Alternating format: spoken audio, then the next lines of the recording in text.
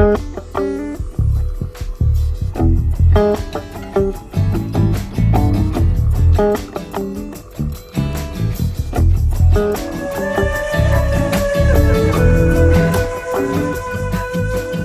en principio es un gusto estar reunido aquí con Diego Hurtado de Mendoza y que haya aceptado esta invitación para hablarnos un poco sobre ciencia, la situación de la ciencia en Argentina y algunas ideas acerca de no solo la ciencia en la Argentina, sino el futuro de la ciencia en la Argentina, marcado ahora por un escenario de pandemia y pospandemia. Diego Hurtado es físico egresado de la Universidad Pública Argentina, es doctor en física, especialista en innovación y gestión de tecnología e historia de la ciencia argentina, profesor del posgrado en el Instituto de Servicio Exterior de la Nación, ha publicado decenas de artículos en revistas especializadas nacionales e internacionales, es autor de los libros La ciencia argentina, un proyecto inconcluso, y El sueño de la Argentina atómica, política, tecnología nuclear y desarrollo nacional entre el 45 y el 2006. Ambos libros son una delicia y los recomiendo. Actualmente es secretario de Planeamiento y Políticas en Ciencia, Tecnología e Innovación en el Ministerio de Ciencia y Técnica y Tecnología de la Nación. ¿Qué tal, Diego? ¿Cómo estás? Bienvenido aquí a San Luis a través del Departamento de Biología en la Universidad Nacional de San Luis. ¿Qué tal, Antonio? ¿Cómo estás? Muchas gracias por la oportunidad de esta conversación. No, por favor, gracias a vos. Diego, te quería hacer una primera pregunta para ir delineando la entrevista. Uno de los objetivos de la Secretaría a tu cargo es fortalecer sectores y áreas estratégicas para generar un cambio sustancial en el perfil productivo argentino. Y las preguntas en realidad son dos. ¿Cuáles son esas áreas estratégicas? ¿Por qué son estratégicas? Y algo no menor, ¿qué es un cambio sustancial?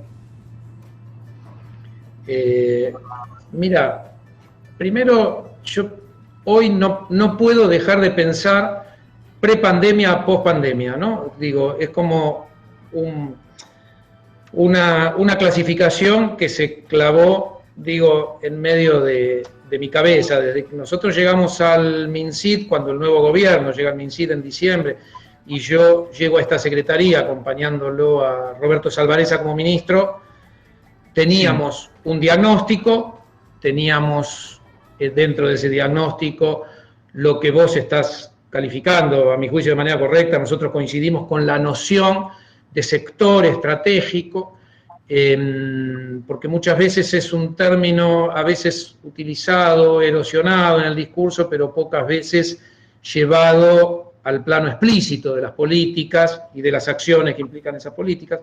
Para nosotros, respondiendo a tu primera pregunta de manera tan precisa como pueda, el problema de la transición energética es un área estratégica. Lo digo de manera un poco genérica. Si uno abre o desagrega ese título, hay que entender potencialidades industriales, tecnológicas para la Argentina. Es decir, pensar una política energética significa pensarla como política energética, política industrial y política científico-tecnológica. A nosotros nos tocaría esta última parte.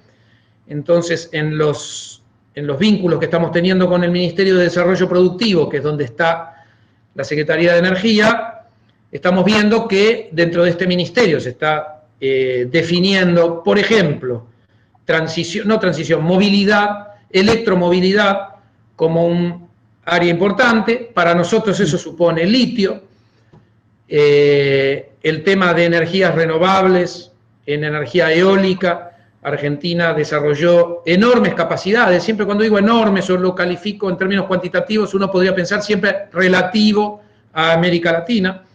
Durante el gobierno de Macri se devastó ese sector, se viró 180 grados y se pasó a la compra de tecnología 100% extranjera. Estamos tratando de recuperar una mirada más nacional, más propia de industria local, y eso supone generar acompañamiento de políticas de ciencia y tecnología del sector eólico.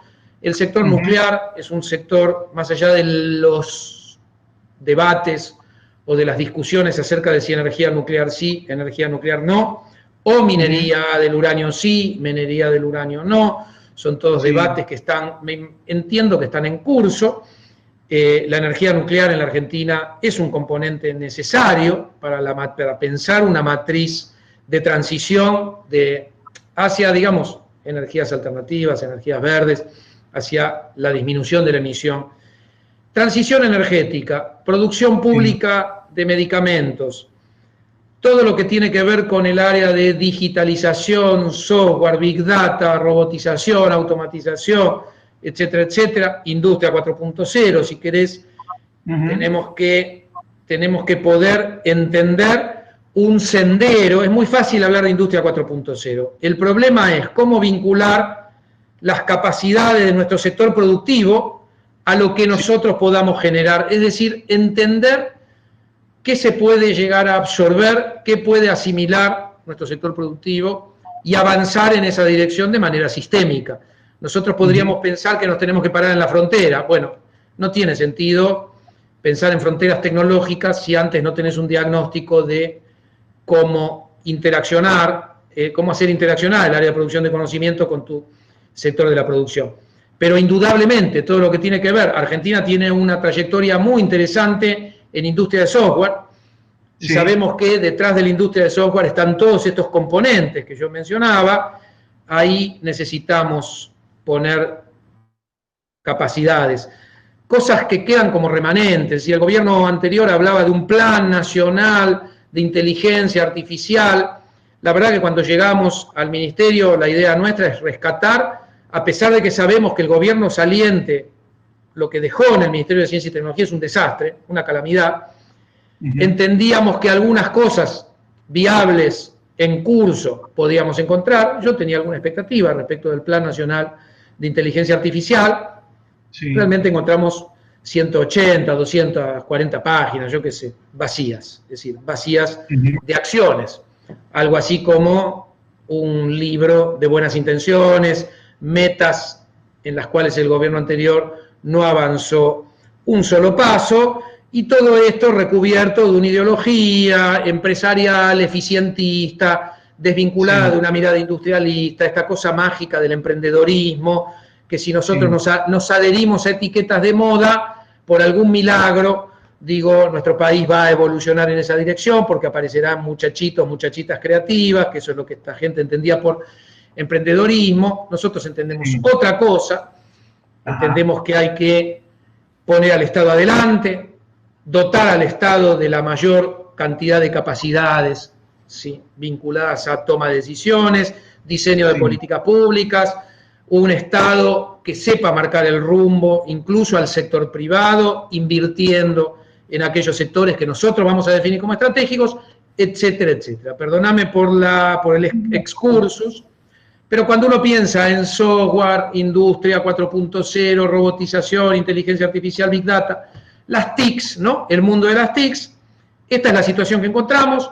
Queremos retomar esta trayectoria de una industria vinculada al software interesante, que exporta casi 2.000 millones de dólares anuales, por lo menos al 2015, etcétera, etcétera.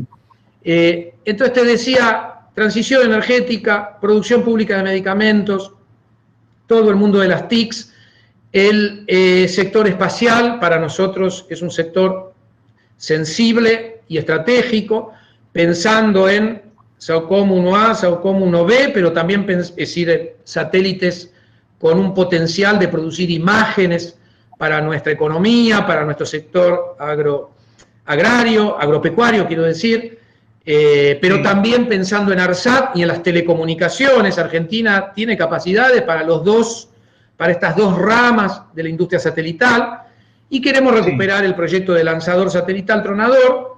Yo te diría satélite de observación, satélite de telecomunicaciones y lanzador satelital, algo abandonado durante el gobierno anterior, el lanzador.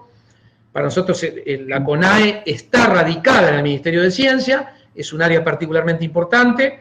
En este momento tenemos un equipo de CONAE INVAP en Cabo Cañaveral haciendo cuarentena, porque esperamos tener una ventana para el lanzamiento del SAOCOM 1B entre el 25 de julio y los días siguientes.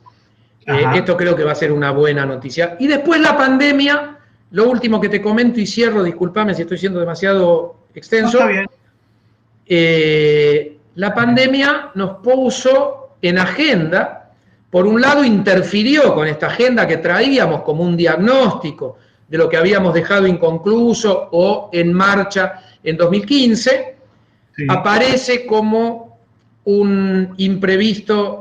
Le queda chiquita la palabra imprevisto, ¿no? Aparece como un drama a nivel global y en particular en nuestro país. Tuvimos un gobierno que a mi juicio reaccionó de manera muy virtuosa, muy positiva, y nosotros intentamos desde el minuto 1 que se declara pandemia el coronavirus o el COVID-19, nosotros reaccionamos creando la unidad coronavirus en el MinSit y tratando de generar una unidad de centralización de todas las capacidades científico-tecnológicas a nivel nacional para ponerlas al servicio del gobierno y de iniciar iniciativas de combate a la pandemia.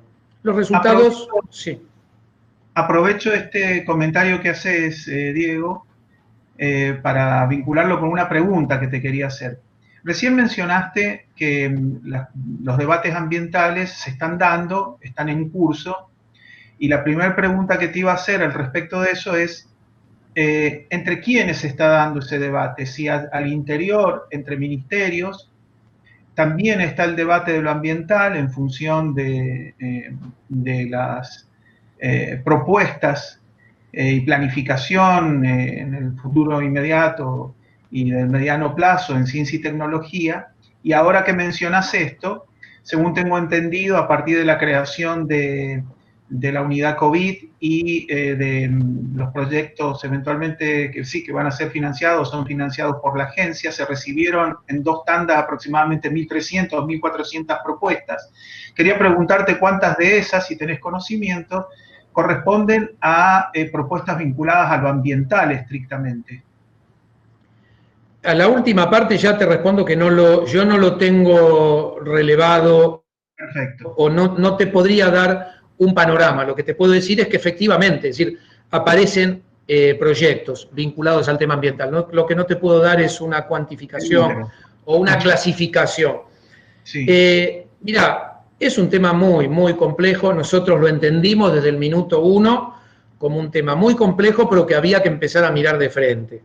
Mirar de frente significa no escaparle a todo lo que tiene de potencial conflictivo, a todo lo que hay de contradictorio dentro de las propias formulaciones nuestras, cuando miramos cuáles van a ser las decisiones del Ministerio de Desarrollo Productivo, cómo podemos acompañar nosotros la agenda del Ministerio de Desarrollo Productivo, pensando en minería, pensando en hidrocarburos, pensando en sector nuclear, cuando pensamos en minería del uranio.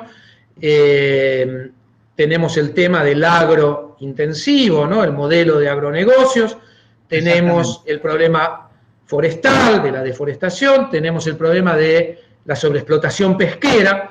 Me parece que son todas las dimensiones que a nuestro país le competen. Nosotros tenemos áreas marítimas, riqueza marítima enorme, se está por relanzar el Pampa Azul. Ahora, yo no te voy a resolver el problema en esta charla. Lo que sí puedo plantearte es que nosotros hacemos un diagnóstico vinculado a serias carencias de abordar el tema hasta 2015. Bien.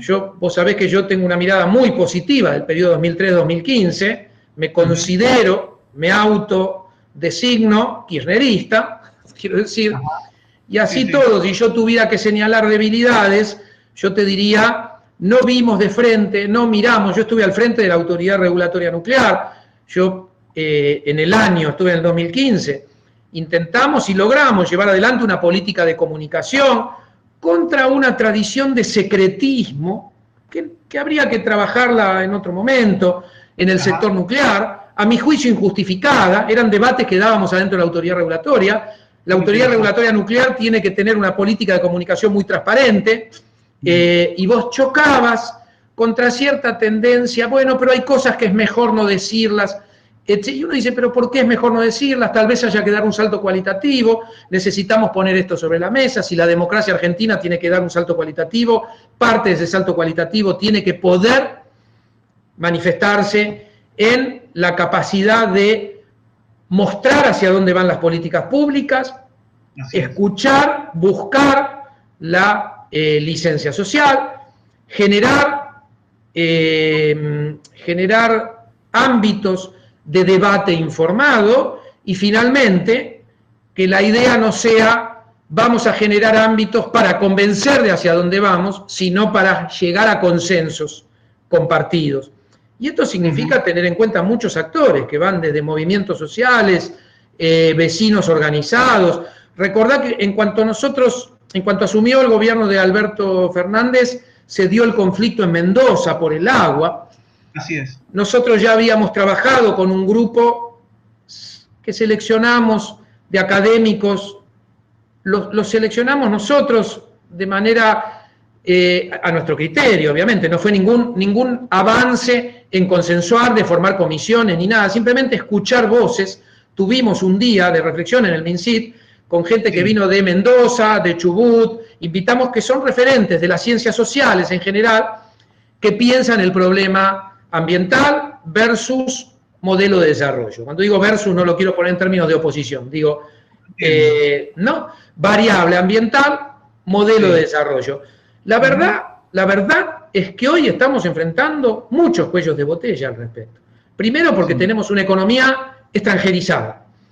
Para poder tomar decisiones autónomas vinculadas a sustentabilidad, modelos de desarrollo de mediano y largo plazo sustentables, lo digo en plural pensando sectorialmente, ¿no? Sí, entiendo. Eso supone en paralelo acompañar este proceso de una participación creciente de capitales nacionales, de trabajar sobre culturas empresariales que entiendan que la sustentabilidad ambiental tiene que ser un valor para es un valor para nuestra democracia. Quiero decir, me parece que estamos dando los pasos iniciales, me parece que no hay que mirarlo como una fotografía, hay que mirarlo como un proceso. En algún sentido, esto también es pedirle a aquellos sectores que a mi juicio, lo digo para no ser polémico, que a mi juicio, si vos me dijeras cómo ves a tal grupo o a tal otro, bueno, que probablemente tengan alguna posición radical respecto del ambientalismo, pero con los cuales hay que dialogar, con los cuales hay que poder sentarse a una mesa, y dentro de lo que podríamos llamar posiciones ambientalistas radicales, hasta posiciones desarrollistas que en una de esas ponen en un lugar subsidiario el problema de la sustentabilidad ambiental, en ese extremo me parece que tenemos un amplísimo rango de posiciones. No es minería sí, minería no, no es agronegocio sí, agronegocio no, me parece que hay que mirarlo regionalmente, hay que regionalizar el debate, hay que mirar los modelos de desarrollo provinciales, y en esto el MinSit debe poder tener la capacidad de responder a las agendas provinciales, a las agendas federales, que me parece que es una variable que siempre queda bien mencionar, pero sobre la que, en términos históricos, se trabajó poco, porque digo, la distribución de nuestro laboratorio, de nuestros institutos, de incluso del financiamiento de la ciencia y la tecnología, demuestra que nuestras políticas no fueron federales. Nosotros venimos con una intención fuerte de iniciar un proceso real de federalización, y eso me parece que también incluye lo que podríamos llamar la variable, para simplificarlo, la variable ambiental. La variable ambiental también tiene que ser federalizada, porque no es lo mismo lo que se plantea desde Mendoza que lo que se plantea desde Río Negro o Neuquén, o una provincia como Santa Fe, para irme de unas omisiones, ¿no? Para recorrer distintos. Nuestro país es territorialmente muy extenso, decía una colega del INTA extensionista que lo que llegó a ser, hablo en pasado porque hoy está jubilada, pero sigue siendo una referente, Mara Saucede, decía, la Argentina son muchas Argentinas, son tantas Argentinas como economías regionales. Si hay una institución que conoce de eso es el INTA.